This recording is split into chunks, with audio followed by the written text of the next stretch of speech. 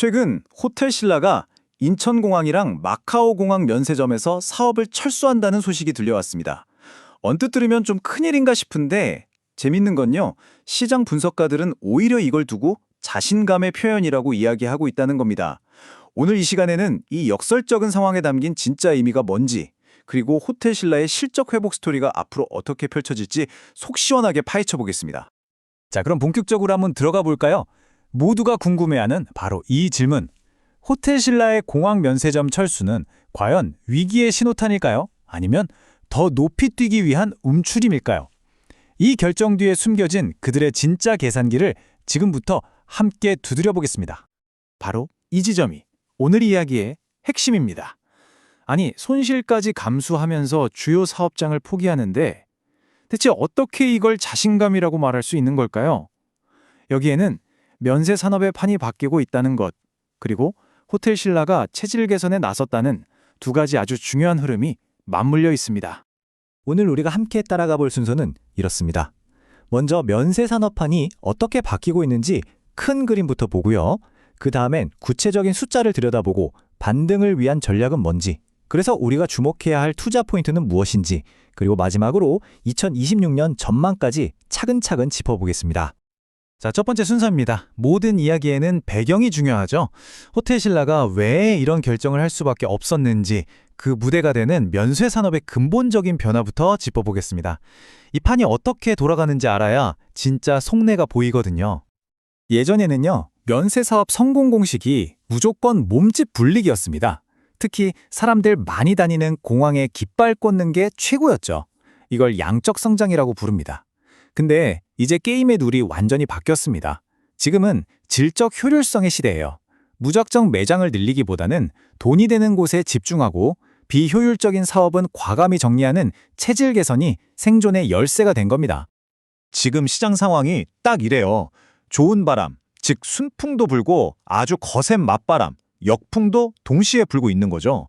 여행 수요가 살아나고 중국 단체 관광객이 돌아오는 건 정말 좋은 소식이죠. 순풍입니다.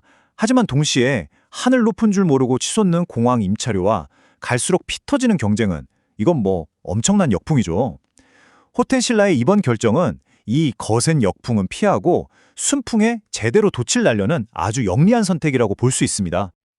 그럼 이제 구체적인 숫자를 통해서 호텔신라의 전략을 한번 확인해 보겠습니다. 최근 실적과 앞으로의 전망치를 뜯어보면요, 이 결정이 왜 단순한 후퇴가 아닌지 그 이유가 명확하게 드러납니다.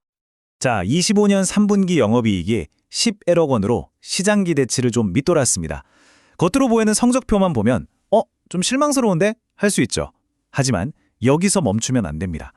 진짜 중요한 스토리는 이 숫자 뒤에 숨어있는 일회성 비용의 의미, 그리고 그 이후에 펼쳐질 미래에 있거든요. 바로 이 금액입니다. 1,900억 원. 인천공항에서 철수하기로 하면서 한 번에 털어낸 막대한 비용이죠. 이걸 단순히 손실로만 보면 안 되고요. 미래에 더 큰 이익을 얻기 위해 현재의 아픔을 감수한 일종의 전략적인 투자라고 봐야 합니다. 그리고 그 1,900억 원이라는 큰 투자의 결과로 얻게 될 게 바로 이 숫자입니다. 연간 1,000억 원, 공항점을 정리함으로써 매년 줄일 수 있을 것으로 기대되는 적자 규모예요. 그러니까 한번 크게 아픈 대신 매년 1,000억 원의 손실을 막는 구도를 만든 거죠. 이 모든 전략이 성공했을 때의 결과가 바로 이 전망치, 2,234억 원입니다. 증권가 리포트들은 2026년 호텔신라의 영업이익이 이렇게 극적으로 반등할 거라고 예상하면서 목표 주가로 76,000원, 그리고 사자 의견을 유지하고 있습니다. 바로 이 숫자가 시장이 호텔신라의 자신감을 읽는 이유인 겁니다. 이 표를 보면 전략이 더 명확하게 보입니다. 2026년의 매출은 소폭 증가에 그치죠? 근데 영업이익은 무려 677%나 폭증할 것으로 예상돼요. 특히 주목할 부분은 바로 면세 사업부입니다. 적자에서 1,200억 원이 넘는 흑자로 극적인 전환을 이룬다는 점이죠. 돈 안 되는 사업을 정리하고 핵심에 집중했을 때 어떤 결과가 나오는지를 이 숫자들 속에 그 답이 다 담겨 있습니다. 자, 그럼 대체 어떻게 이런 극적인 반등이 가능할까요? 호텔신라에게는 두 개의 강력한 엔진이 있습니다. 이 두 엔진이 바로 호텔신라 자신감의 근원이라고 할 수 있죠. 첫 번째 엔진은 바로 신림해진 면세 사업입니다. 적자를 내던 공황점이라는 군살은 과감히 도려내고 수익성이 높은 신해점이라는 근육에 영향을 집중하는 전략이죠. 그리고 두 번째 엔진은 강력해진 호텔 사업입니다. 꾸준히 늘어나는 고급 숙박 수요를 바탕으로 높은 객실 가격과 점유율을 유지하면서 안정적인 수익을 창출하는 거죠. 이 두 엔진이 함께 돌아가면서 실적 반등을 이끌게 되는 겁니다. 면세 사업부가 이렇게 대대적인 수술을 겪는 동안 회사는 뭘로 버틸까요? 바로 이 호텔 앤 레저 부문이 든든한 버팀목 역할을 해주는 겁니다. 보시는 것처럼 꾸준하고 안정적으로 이익을 내주고 있잖아요. 2020년에는 이 성장세가 더욱 뚜렷해질 전망입니다. 여기서 영업 레버리지라는 개념을 알면 이해가 쉬워집니다. 호텔 사업은 인건비나 건물 유지비처럼 고정 비용이 크잖아요. 일단 이 고정비를 넘어서는 매출이 나기 시작하면 그 다음부터 버는 돈은 거의 그대로 이익으로 남는다는 뜻이에요. 지렛대처럼 이익이 확 늘어나는 거죠. 지금 호텔신라가 높은 객실 점유율과 비싸진 객실 요금 덕분에 이 효과를 톡톡히 누리고 있는 겁니다. 자, 그럼 이 전략이 성공으로 이어질지 앞으로 우리는 어떤 점들을 눈여겨봐야 할까요? 핵심적인 관전 포인트를 딱 정리해드리겠습니다. 바로 이 세 가지입니다. 첫째, 공황점 철수 이후에 면세사업 적자가 진짜 예상대로 또 얼마나 빠르게 줄어드는지 숫자로 확인해야 합니다. 둘째, 호텔 사업이 지금의 좋은 분위기를 계속 이어갈 수 있을지 지켜봐야 하고요.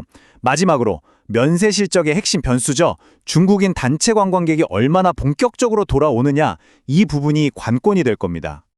오늘 이야기의 모든 것을 이 한 문장으로 요약할 수 있습니다. 호텔신라의 이번 결정은 단순히 사업을 접는 철수가 아니라 미래 수익 구조를 위해 사업 포트폴리오를 다시 짜는 재편의 과정이라는 것, 이게 핵심입니다.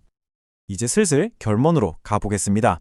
이 모든 전략의 결과가 드러날 2026년, 과연 호텔신라에게 화려한 컴백의 해가 될 수 있을까요? 호텔신라는 외형 성장이라는 과거의 공식을 버리고 수익성 중심의 질적 성장이라는 새로운 길을 선택했습니다. 여행산업 전체가 새로운 국면을 맞이하고 있는 바로 지금, 호텔신라의 이 과감한 베팅이 미래 면세, 그리고 호텔 산업의 새로운 성공 공식으로 자리 잡게 될지 주목해 볼 필요가 있겠습니다. 오늘 준비한 분석은 여기까지입니다. 이 내용은 정보 제공을 목적으로 만들어졌으며 특정 종목에 대한 투자 추천이나 자문이 아니라는 점 다시 한번 알려드립니다.